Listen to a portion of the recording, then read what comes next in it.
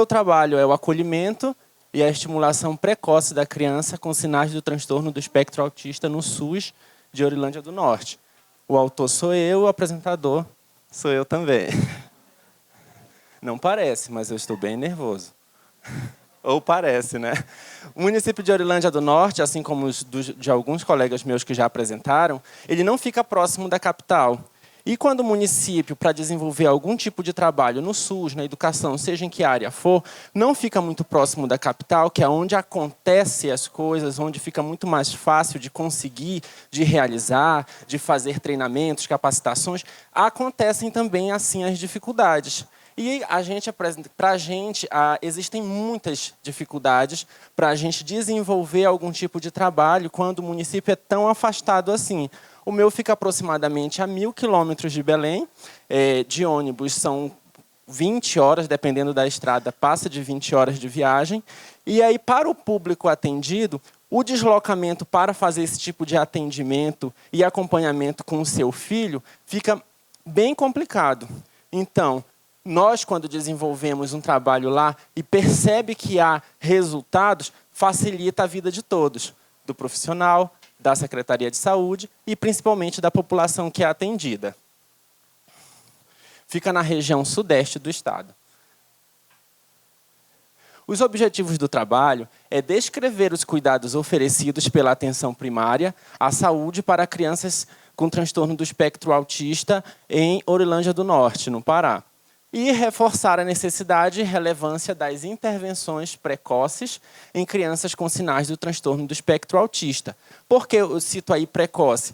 Porque a gente não visa apenas a criança que tem um laudo já definido, que passou por um profissional especializado e disse que ela é autista. Foi comprovadamente definido com um CID para o transtorno do espectro autista. Porque, na verdade, quem atende crianças com autismo deve entender que quanto mais cedo as intervenções, melhor para a criança. Então, assim que ele é identificado, algum tipo de sinal é encaminhado para a rede e começam os atendimentos, até chegar a um ponto de apoio maior, que é no CAPES, onde permanece por um período maior. Para explicar a metodologia, eu preciso contar uma historinha para vocês. Orilândia do Norte tem aproximadamente 32 mil habitantes. E a grande dificuldade que a gente tem de mapear esse tipo de público é ainda em relação ao preconceito que este público sofre. Não só ele, principalmente a família. Os pais, a mãe, o pai. E este tipo de preconceito sofrido de fora, acaba fazendo com que elas, a família, se afaste das unidades básicas de saúde. E esse afastamento faz com que a gente não tenha oficialmente nenhum caso registrado no município. E o que a gente decidiu fazer? A gente, nas reuniões de matriciamento, que é quando acontece com as coordenações todas, com os dentistas e com os ACS, que estão presentes em toda a região, a gente orienta, a gente produz material e a gente faz constantemente encontros também para explicar sobre esse tipo de demanda, para que todos fiquem cientes, porque uma grande dificuldade também é a própria ignorância, às vezes, do próprio profissional, de não saber como identificar algum tipo de sinal ou de para onde deve mandar aquele indivíduo. Nessas reuniões de matriciamento, a gente chega a um acordo de que quando o ACS chega na cidade, na casa da pessoa, ele percebendo algum relato da família, principalmente, porque a mãe sempre relata, quando ela percebe que o filho não desenvolveu a fala, está com um comportamento diferenciado, não está agindo de acordo com a idade dele, permitiria. E aí ele encaminha para as estratégias, essa criança. Mesmo quando principalmente quando ele percebe que a mãe não vai por algum motivo. E o motivo maior é sempre que quando ela leva a criança à estratégia, acontece um comportamento diferenciado do normal, do habitual para aquela criança, e ela começa a ser apontada pelas outras pessoas que estão lá na fila de espera, na sala de espera. E aí isso faz com que ela se afaste. O ACS faz ela voltar à rede, conversa com a coordenação da estratégia e faz com que ela seja atendida de forma também diferenciada, para que ela seja atendida mais rápido, ou que ela tenha um atendimento prioritário, justamente para ela não demorar lá naquele ambiente.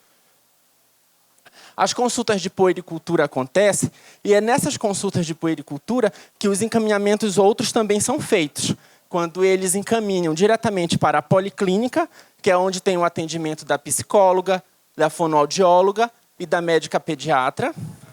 Às vezes tem outros profissionais, mas como eles não são fixos, eles são muitas vezes flutuantes, aí eu não coloquei aqui, mas os principais que acontecem na policlínica são esses.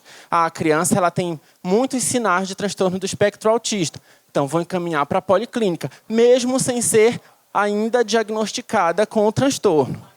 Na policlínica, quando a fono atende, a psicóloga atende, ela vai fazer um mapeamento, uma anamnese em torno daquele atendimento, daquela criança, e vai encaminhar para o CAPS. E aí esse encaminhamento para o CAPS acontece já a partir de uma agenda, onde elas ficam fixas lá, sendo atendidas pela psicóloga, terapeuta ocupacional, assistente social, médico psiquiatra e muitas vezes pelo psicopedagogo, que sou eu. Então, assim, eu não realizo muitos atendimentos com eles, porque como hoje eu estou na coordenação da saúde mental, aí não tem como fazer as duas coisas ao mesmo tempo. Demanda muito trabalho, muito tempo. Então, aí o fluxo acontece dessa forma.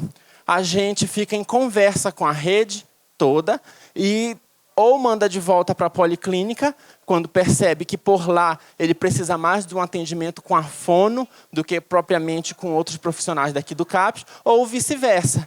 Mas só que ele sempre fica na rede, ele sempre fica nas estratégias, voltando para lá quando há necessidade. Porque o ACS ele é essa ponte. Ele fica sempre conversando com a família para saber o que a família precisa. Em relação aos resultados, a gente tem resultados para os usuários, perceptíveis hoje, assim como para a rede de saúde.